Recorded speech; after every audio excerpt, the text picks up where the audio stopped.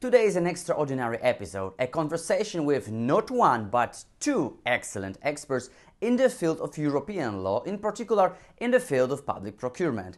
At the same time, the international one, because we are moving to Estonia, where in January I had the opportunity and great pleasure to participate in a very inspiring academic conference organized by my guests, Professor Simovart and Professor Ginter.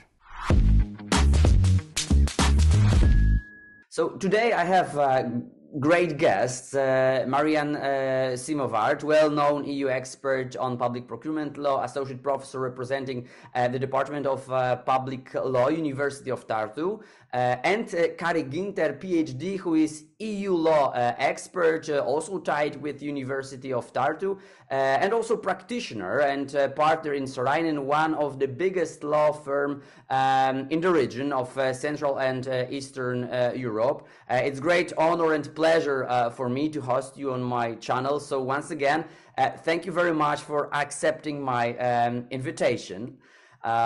As I mentioned, it is a great pleasure to me to meet you.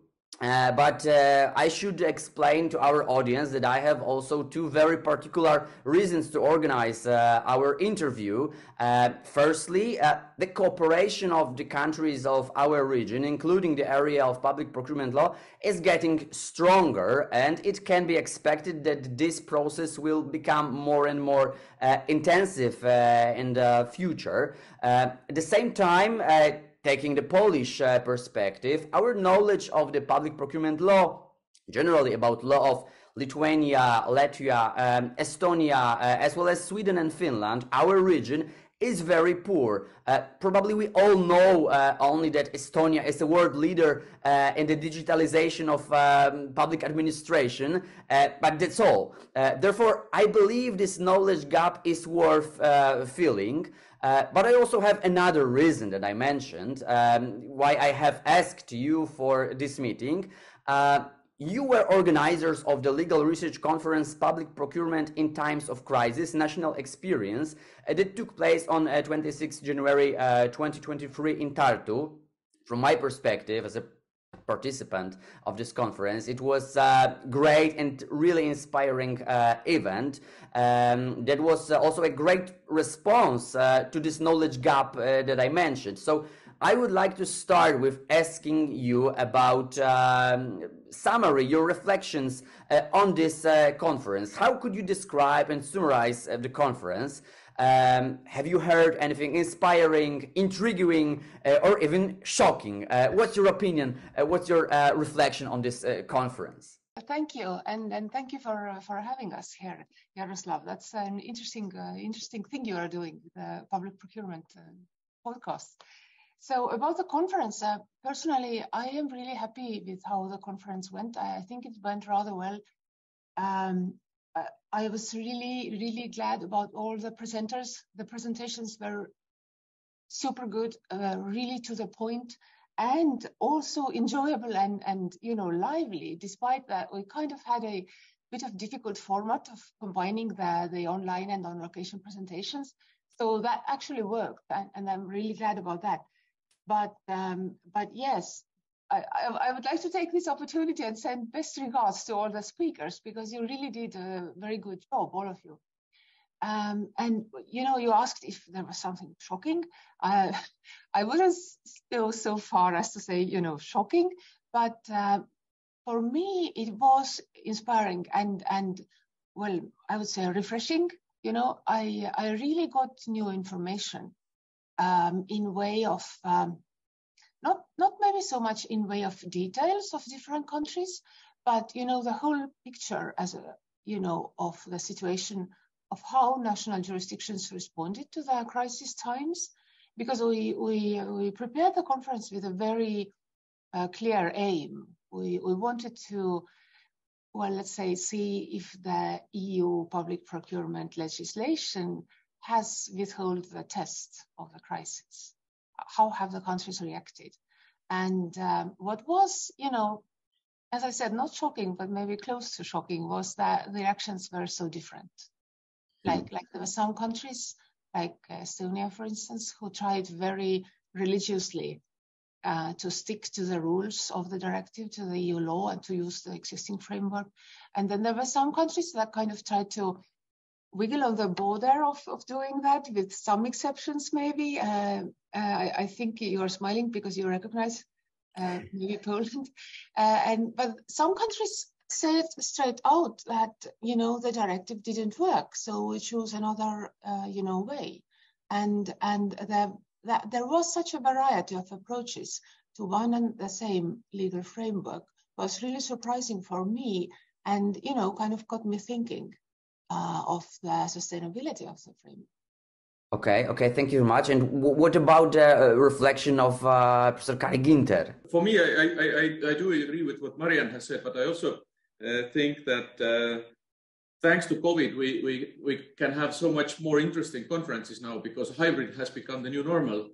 And then what used to be high cost and a lot of travel has instead become like a global marketplace really for lawyers. So we had people online, we had people locally, we had people partially locally. So it was inspiring and very much eye-opening for me to have this situation. And I'm already thinking what can be next to use this hybrid, in teaching and in conferences. And our current meeting today is really, happening because we are, getting adjusted to new platforms, and there may be huge opportunities for all of us to be much more influential and much bigger because of this new mind frame. So that's the key learning in addition to the procurement specific things that I found out. Okay, thank you very much. This word that was used by Professor Simavart was great. It was refreshing. Maybe I shouldn't have said that it was shocking. It was refreshing. But when it comes to this effect of refreshing, from my perspective, it was also really interesting and really inspiring that despite the fact that our problems, our challenges that we have to face are similar. Our solutions are sometimes very different, and of course I agree that sometimes controversial from the perspective of the EU law. But okay, so let's talk about these problems, or maybe not problems. I suppose that it is the one of the most important presumptions of all lawyers around the world, that we are not talking about the problems, we are talking about challenges. So let's talk about challenges. So maybe now I would like to start with Professor Kari Ginter, who is a practitioner and who is acting on in the framework of the law firm that is important player on a few markets of the European Union, through a few legal markets. What could you say about, how could you answer the question about the Estonian or Baltic Sea region experience on functioning of the public procurement law in the last few years? What trends and challenges can you notice from this perspective? To me, it seems that procurement law is one of the best and most organized fields of law that we have. And one of the biggest trends is that actually disputes have reduced, and the buyers are doing much better job in general. I mean, like a trend. So the buyers are doing much better job. We are seeing a gradual reduction of best price procurements. We are seeing much more competence in looking for what the buyer actually needs, and not putting the maximum hopes on the cheapest solution. As we know that, you would not choose a dentist for your child on the basis of best price. And we see that the buyers are also much more competent. And in terms of trends, yes, the procurements are getting more and more complex. Liquid gas for the next 5 years, trams, trains, hospital supplies, and it's much more complex and much more demanding for the lawyers who are putting together these tender documents as well. And one of the trends that we see definitely, and which came also out on the conference, is that there seem to be two different worlds, projects which are run on state budget, and then the projects which are run on EU subsidies. And almost all participants agreed that the filter for EU money is too tough, and the auditing that comes after the procurement may be too tough and maybe excessively demanding to the buyers, which leads them to have to return certain amounts of money.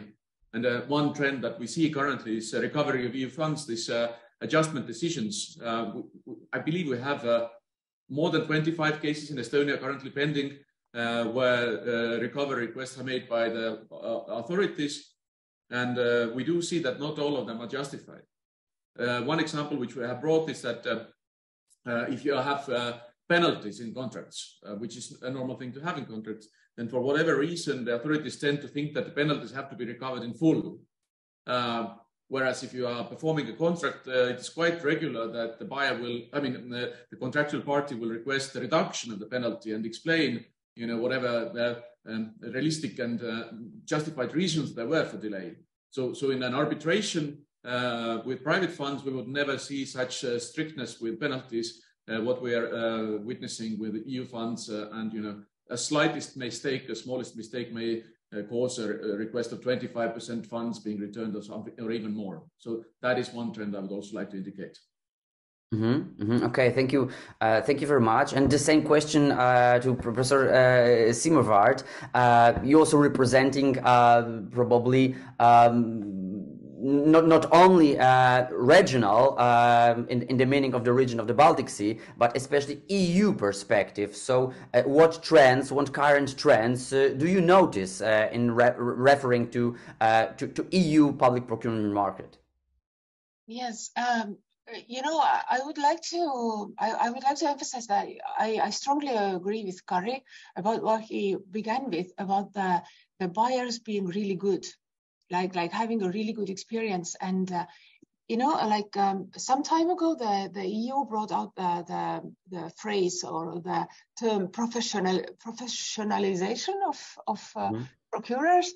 And at first it kind of was, I don't know if on EU level the project went so well, or the aim of professionalizing buyers more. But I can see on at least on the Estonian level that the buyers are really, knowledgeable. For instance, because in the university, we not only teach students, we also give training to professionals.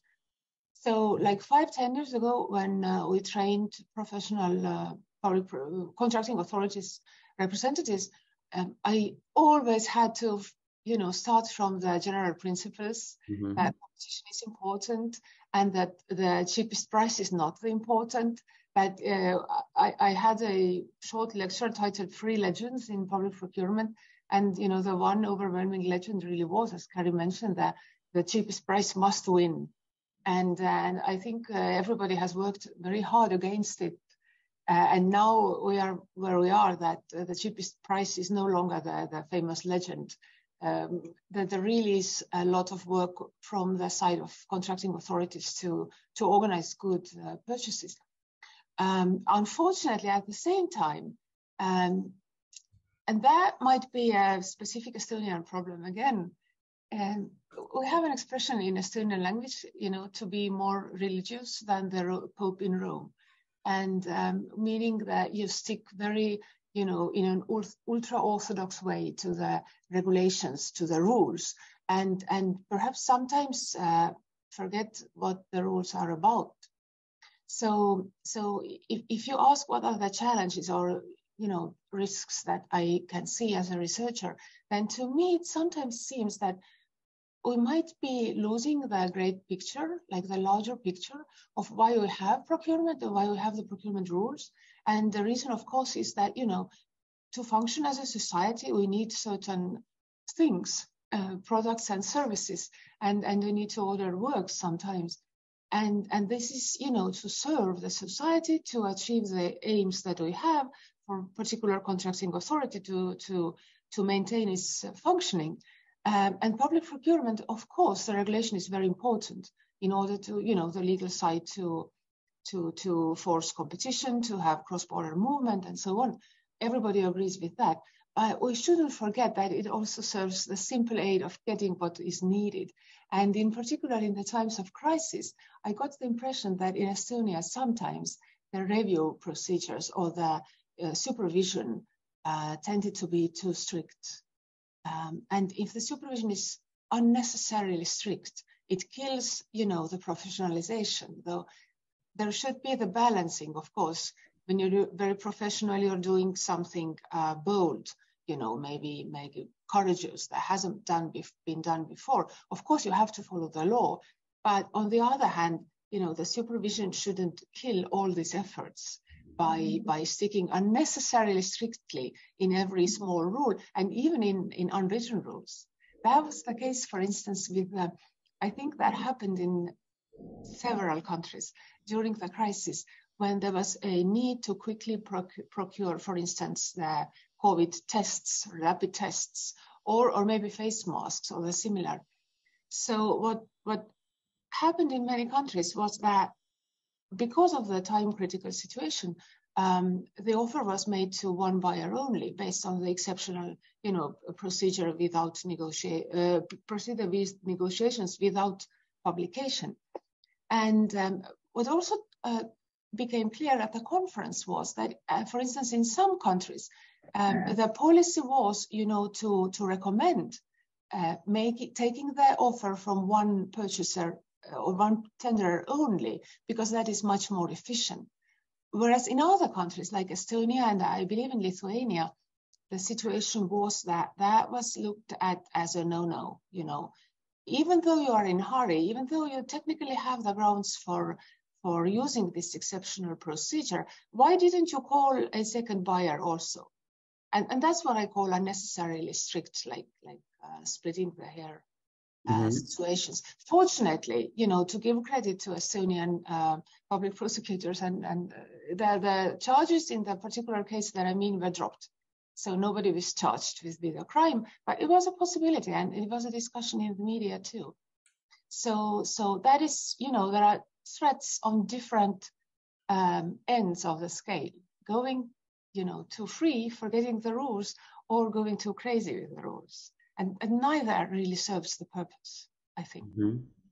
Yeah, of course, you're right, and I think that it is quite a common experience of the countries and contracting authorities from our common part of the EU. I'm thinking about the new EU countries like Poland, countries from the Baltic region. Of course, this phrase that you use, that we sometimes are more religious than Pope in Rome when it comes to public procurement. Of course, I agree, and Kari Ginter also the fact you mentioned about it when it comes to EU funds, because for sure, each of us has experience in cooperation as a lawyers, as advisors in the international projects, and we know public procurement legal mindset of our colleagues from the so-called Western Europe, and sometimes they are not so formalistic and so religious that you mentioned, that we are in the Central and Eastern Europe. And I think that we should think about it. When it comes to Poland, in my country, the situation is, I think, specific in this context, because from the one hand, our contracting authorities are still too often too religious, using your metaphor, but when it comes to our governmental bodies, now we can notice quite strong signal that, of course, we know how to be in accordance with the fundamental rules of EU public procurement law, like fair trade and equal treatment of economic operators.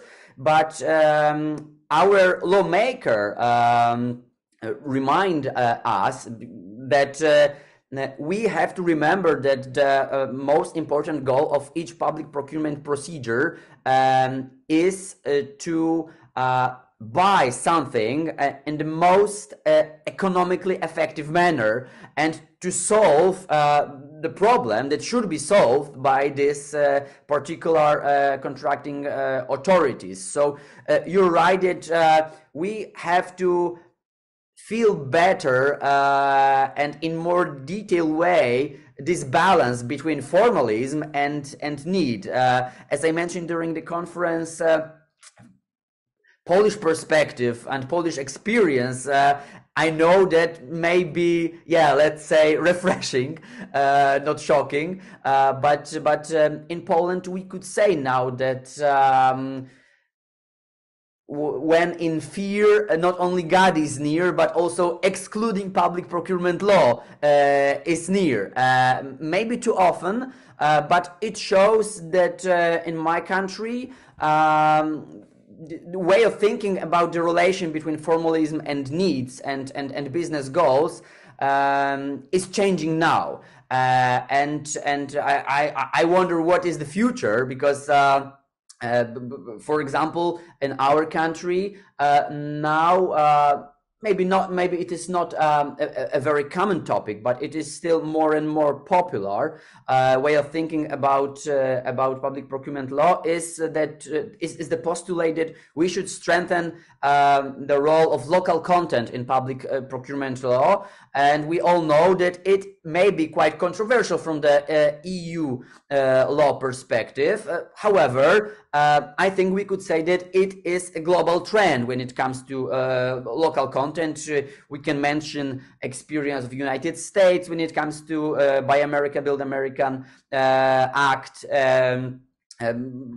I am interested in the law of South Africa and generally in African countries where the problem of local content is very up to date. But so from the perspective of Poland and the EU, it is for sure the future. But I would like to also ask you about the future. What challenges, in your opinion, are faced by Estonia and countries of the region and the European Union in the field of public procurement law in the next few months, few years, in the next future? So maybe now I would like to ask firstly Professor Gary-Ginter, and next I would like to ask for summarizing Professor Simoward.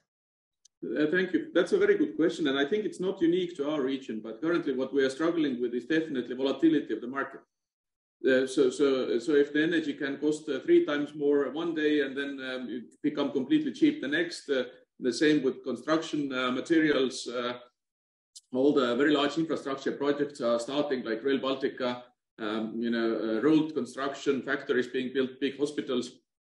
And if you don't know, what the employment, what your input costs are, then how do you know? I mean, if you're buying gas for public transportation, for the buses, what kind of formula do you use to compensate the service provider? I mean, it can be that you make a simple mistake in the formula of calculating the price, you link it to a wrong market, and then it may be that your costs will be extremely high or unreasonably low. Somebody will make a huge profit or completely loss. And there's it's a big challenge for us to mitigate these risks because obviously both parties in these situations are struggling.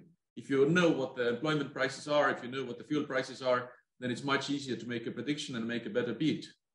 And now if the buyers want to put the risk of this volatility on the bidders, this also means that they're going to get substantially higher bids or no bids at all. So I think that would be something. The war in Ukraine and all related issues there are definitely an issue. And then, of course, one issue that is more and more identified is Chinese risk. telecom sector and electronics in general. So that's definitely something that is up and coming. Yeah, thank you very much. And what about the perspective of Professor Simovart? Well, I definitely have to agree with Gary that the market volatility is a big issue, and not perhaps not only market volatility, but everything related to the new crisis. You know, the energy situation, and of course the war in Ukraine that still hasn't ended. It would have been so great if we'd had this conference, you know, as a closure to the crisis situation. But I'm afraid, you know, ours was just a middle stop because the situation definitely hasn't calmed down in Europe, and there's a lot of worries. For instance, besides the market volatility and the issues that were difficulties that it causes or that go along with it, we have the situation that we faced at the beginning of the pandemic of there being no market, you know, for some products, whereas usually when we have a public procurement, there is a competition between the tenderers, right? But what happened at the beginning of the pandemic with the face masks and everything related was that there was competition between the buyers, you know, who, you know, could run to the offerer first, who was the quickest and had most resourceful. And in a way, it can be seen already a little bit. In the course of another research project where I'm involved is called iProcureNet, and it concerns internal security procurement in the EU. We were monitoring the notices, procurement notices published in TED, primarily with the purpose of seeing if there was a lot of or some joint cross-border public procurement going on, but also of collecting or making certain types of procurements, how different nations procure security solutions. And what I noticed at some point after the start of war in Ukraine was that, for instance, in Germany, there was a sequence of ex-ante notices published. So the procurement procedure was done quickly without the tender notice, with negotiations for bulletproof vests. And the ex-ante notice explained that the need for using this exceptional procedure was basically caused by the fear that there might happen a situation where everybody wants to buy the same things and you can't get what you need.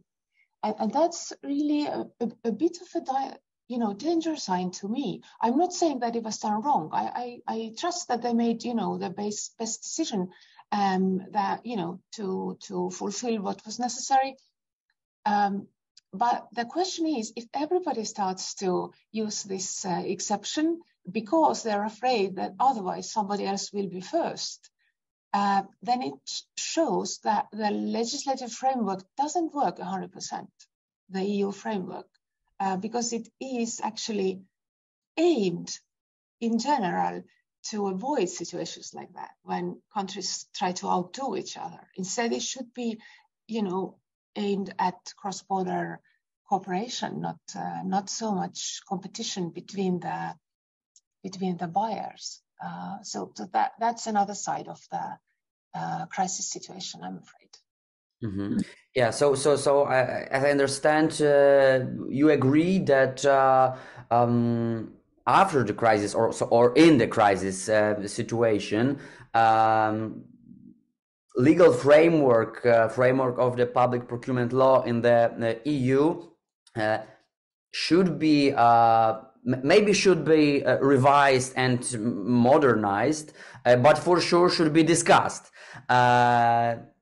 Yeah, absolutely. Yes, you put it very well. I'm not sure if it needs revising, because that is a really big step for the EU legislator, and I think the framework is sufficiently flexible, actually, because it allows so many different interpretations. Perhaps what I need is more soft law and as you said, to at least look into it. Mm-hmm. And perhaps we can find some better solutions for the future. Yes. Yeah. So thank you very much for this conclusion, and thank you very much for this interview that was as inspiring as the conference that you organized, and it also confirms that the discussion is needed, especially discussion in the international environment, and especially discussion between representatives of practitioners and academic researchers from our countries, from the Central and Eastern Europe, because we have similar problems and we have very similar feeling of these problems and about the solutions, and I hope, I believe, I know that our interview confirms also that. So once again, thank you very much for your time, and I hope we could repeat our discussion in the future. To check what about our postulates, what about our reflection. Thank you very much for that, and thank you very much for your time. Thank you for doing this. Thank you. See you soon. Thank you very much.